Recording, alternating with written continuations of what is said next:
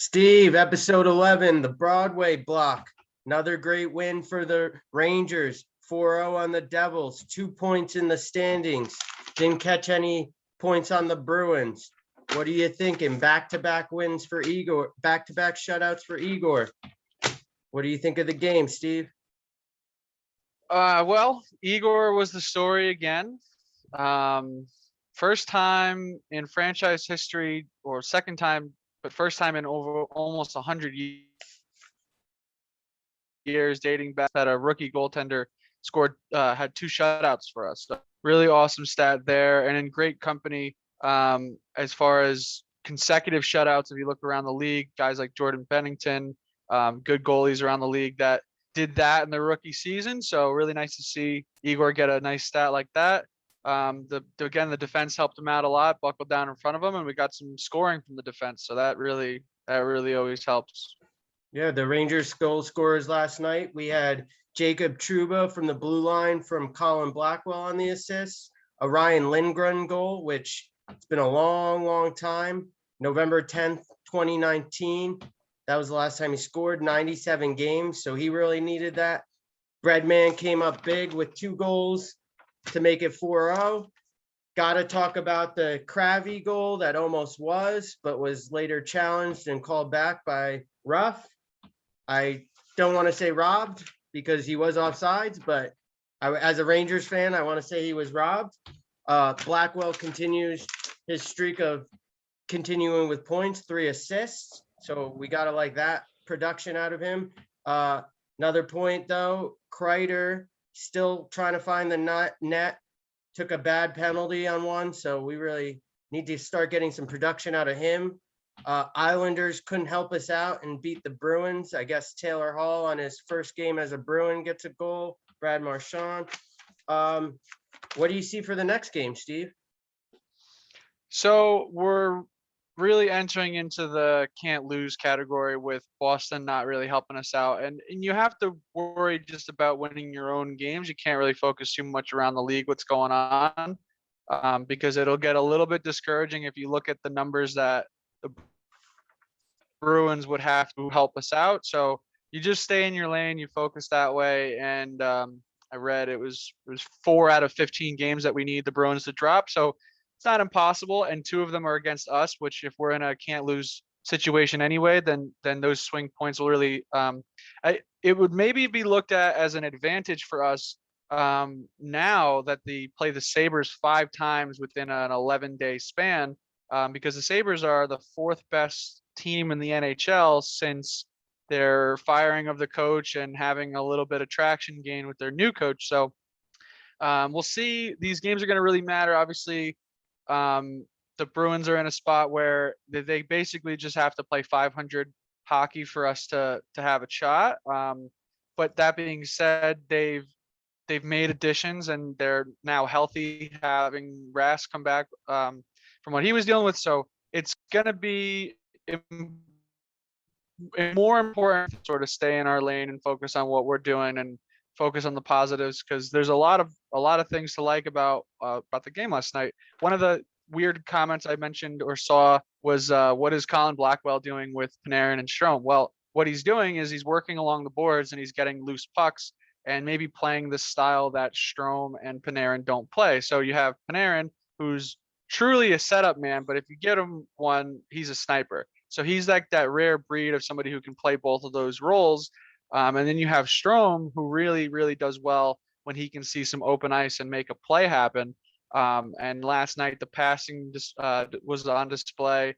He continues his great play. A lot of people had mentioned he can't play without Panarin on his side, but he proved that wrong when Panarin was out for a couple weeks. So I think with those two, you get some obvious chemistry, and what works for them is getting a workhorse like Blackwell. So it was nice to see Blackwell getting rewarded for his recent great play. And the first goal wasn't even with Panarin or Strome. It was a line change situation. Blackwell hustles down the ice, gets a loose puck, hits somebody along the boards, chips it over to Zibanejad after a shot on goal, or a shot that actually missed the net. But the old adage is just throw it there, see what happens. Zibanejad gets it back to him. it goes back to the point. And you had mentioned in the last one, on the last broadcast, Truba with that shoot first mentality. There you go. Now you're up 1-0 win the first 40 seconds of the game. So that would really was, to me, what dictated the pace of how we were going to play. And we exploded for three goals in that first period. So really, really how we want to start off every game, in my opinion. Couldn't agree more. 47 seconds in. We know that's only Truba's second goal of the year. He had an injury. I hate to talk about the what ifs, but what if Panarin didn't have those accusations about him and he played those games? Would he be he'd definitely be top 3 goal scorers in the league with McDavid and Draisaitl. Where would the Rangers be? I gotta think we would have won three of those games that he was gone for that we lost.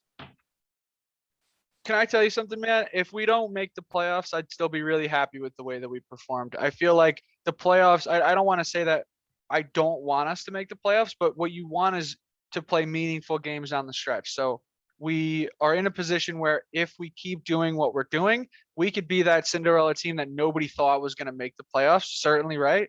But at the same token, this is, like we mentioned, the last year of the draft being the way it is. If we miss, it's not exactly like we'll be penalized and sit in the middle of the pack for barely missing the playoffs, which it just goes to show you have the best intentions. Even in a game, you have the best intentions, and sometimes you'll be rewarded for it. If we just continue not thinking about it and just pressing forward, we could make the playoffs. And if we don't, we're still not really left helpless here. We haven't traded away our picks.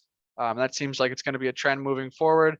And we'll just give it a shot. I mean, if Igor can play the way he has, and don't get me wrong, they were limited for their chances. They didn't have an abundant amount, but Igor really stood in his head again.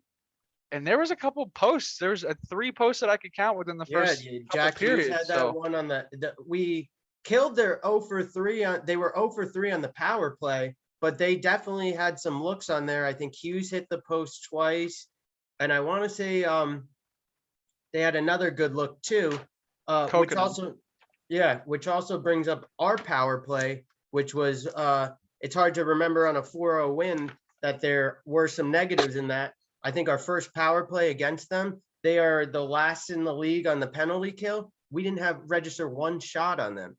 So that's something to look forward to in the next game. I think the second penalty, I think we only had two penalties. I think on the next penalty, we had about 3 shots, but still not the production you want to see, especially from the bigger guys out there. And playing the team with the last on the penalty kill in the league, you expect to at least drop 1 in the net, especially on Blackwood's record.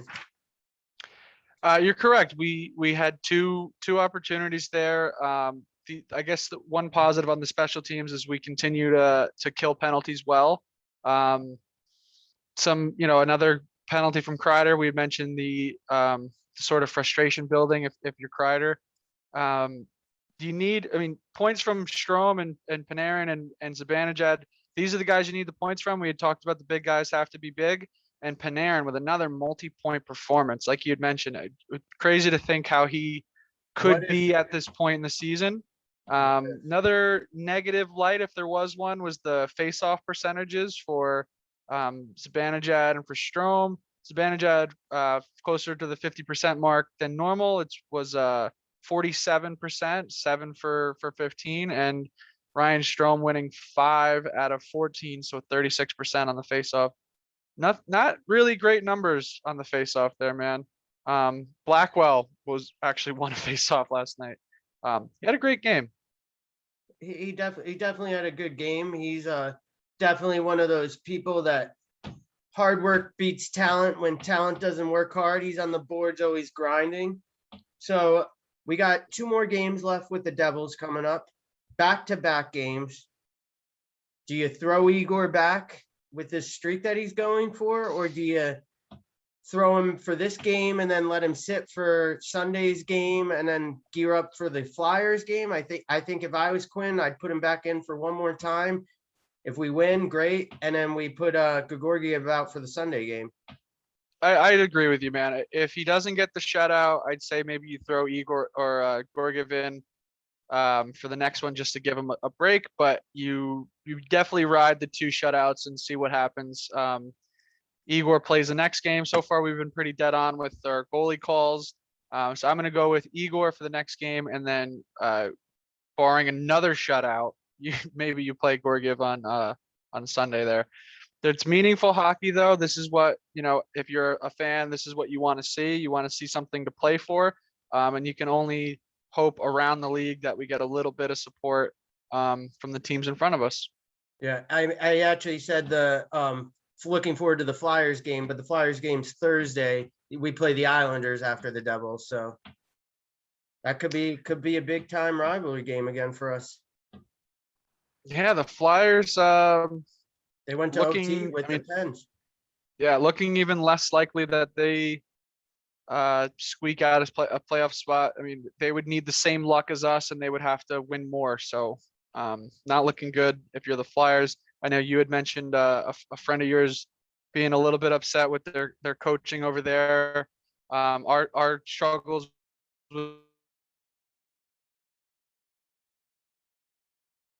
with AV is Quinn had done from the last game. After the first period, he had not gone into the locker room after the first period. He told Jacob Trouba, actually, you got the letter on your chest, you go in there and you tell them what we need to be talked about. So it's good to see. I mean, you can't really call them the vets. They're like 25, all these guys, but carrying the load as far as the captain vacancy. So it's nice to see a little bit of, there's a lot of camaraderie on this team. So to see the coach have the confidence within the team to just let them do the talking. And it's always funny. I always keep mentioning after a win, the Quinn haters sort of pop back into their little hole. But we'll see. We'll see what happens for these next couple games. They're just as important as they were tonight or last night and the other night. So we'll see. Yeah, definitely exciting hockey. It's like almost every game for me is like a playoff game. I'm ready to go. I'm excited every time. So it's great to see some good hockey down the stretch from a lot of teams here. So even like I said, even the Sabres giving everybody a hard time being the spoiler. You got to appreciate that. So yeah, right. And with a depleted roster. Yep, depleted roster, traded away. All right, I think that does it for episode 11. Steve, thank you so much. We'll talk to you later. Thanks, Joe. Talk to you soon.